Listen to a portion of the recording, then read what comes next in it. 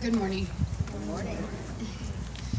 I'd like to thank Mayor Salcido, Councilmember Bob Archuleta, and the City of Pico Rivera, along with the fellow veterans and family members and friends in attendance today. I have to put this way up. My name is Emmy1 Hope Garcia. I served 11 years in the United States Navy, as Bob Archuleta said, and I'm a proud veteran and college student, wife, and mother of two beautiful little boys back there playing with paper. As I can see, they're not paying attention at all. But what would two little boys want to do right now at a memorial ceremony? Not pay attention. So first off, I'm going to talk to you guys a little bit about women in World War II. When World War II began, quickie marriages became the norm.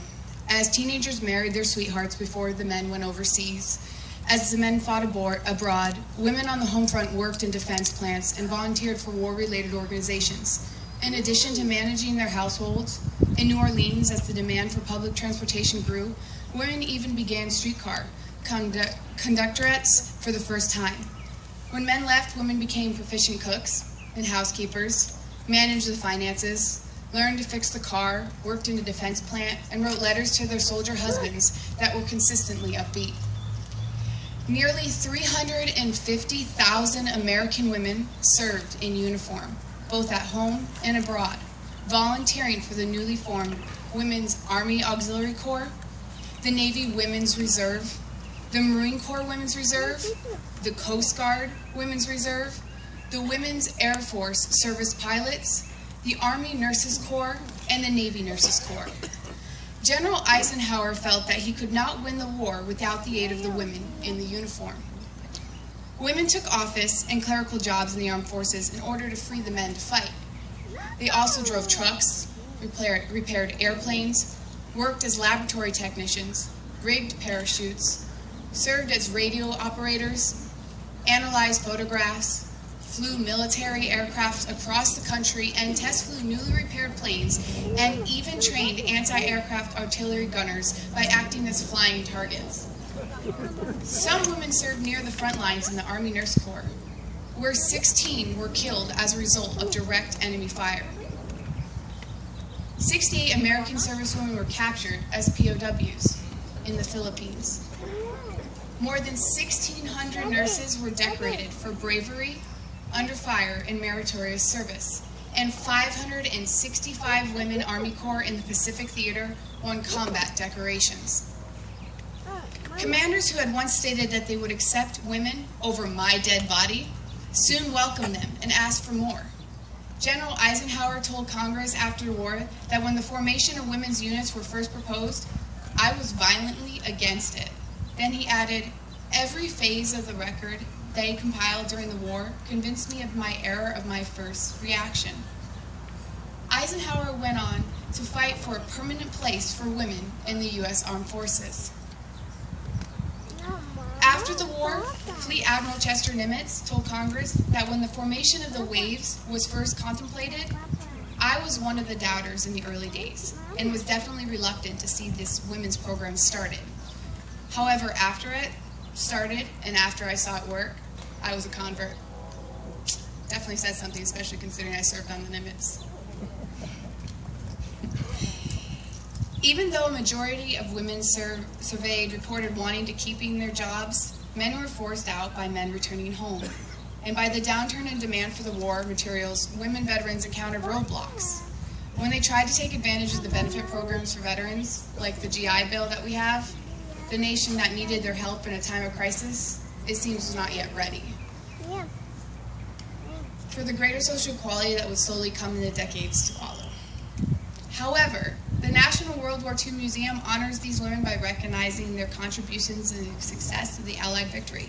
But what else must we say as we look to the current history and how it portrays today in our women who we see that are affected so heavily by the same stereotypes? Because unfortunately, these stereotypes still ring true today in our military services across. As a disabled veteran and mother of two, the devotion to my service was always noted when my captain would say, Garcia, your family does not come in your sea bag. And I know some other people here have heard that conversation before. Your family stays at home. The only thing you have when you're sitting in your rack late at night is that picture to remind you that there's someone that's thinking about you, but someone that you have to go home to. But unfortunately, when you're out there, when you're underway and you're out at sea, that the only thing you have to look forward to is looking at that picture and knowing that they're at home thinking about you as much as you are thinking about them. I live by my values of honor, courage, and commitment as a sailor in the United States Navy. And as a veteran, I give my respect to all my fallen brothers and sisters for their fair winds and following seas.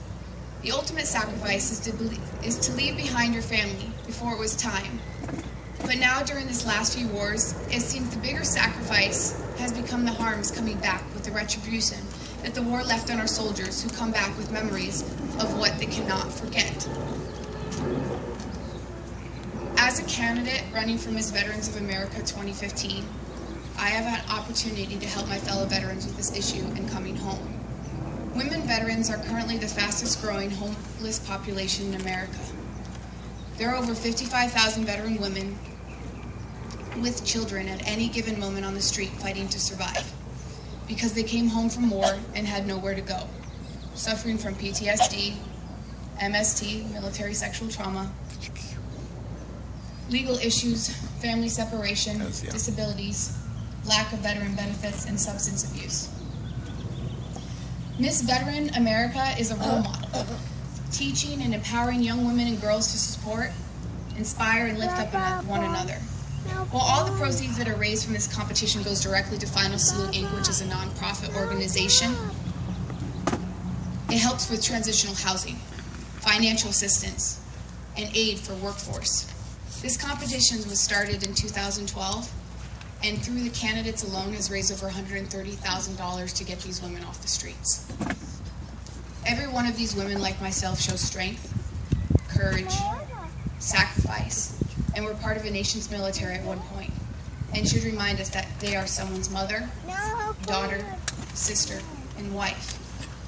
I truly believe that until we can scrape away the Band-Aid that we put on society's homeless and walk down in Skid Row and notice that many of our veterans truly will never ask for assistance or aid, that we will not fix our own mistake. Final Salute Inc. and Miss Veterans America has taken the Band-Aid off and putting a problem to rest. So this Memorial Day, we remember the day when our fellow brothers and sisters made their ultimate sacrifice and fought for our country. We honor those who gave their lives for our nations, those who never returned, and we thank those who have come back to us. For those who are still serving, we commend you for your service and your courage and the freedom you bring to our great nation. In closing, as a veteran, I will continue to do my duty here, stateside. I will protect my family and my friends at home and continue to fight for my country on the home front and advocate for my fellow brothers and sisters. And I will give my promise, as I do day in and day out, the pledge. I will not hurt myself without calling my battle buddy first. In honor of the 22 veterans a day that we lose to statistics, it's time for a change. Together we have served, and together we will stay strengthened. We are one voice. Thank you.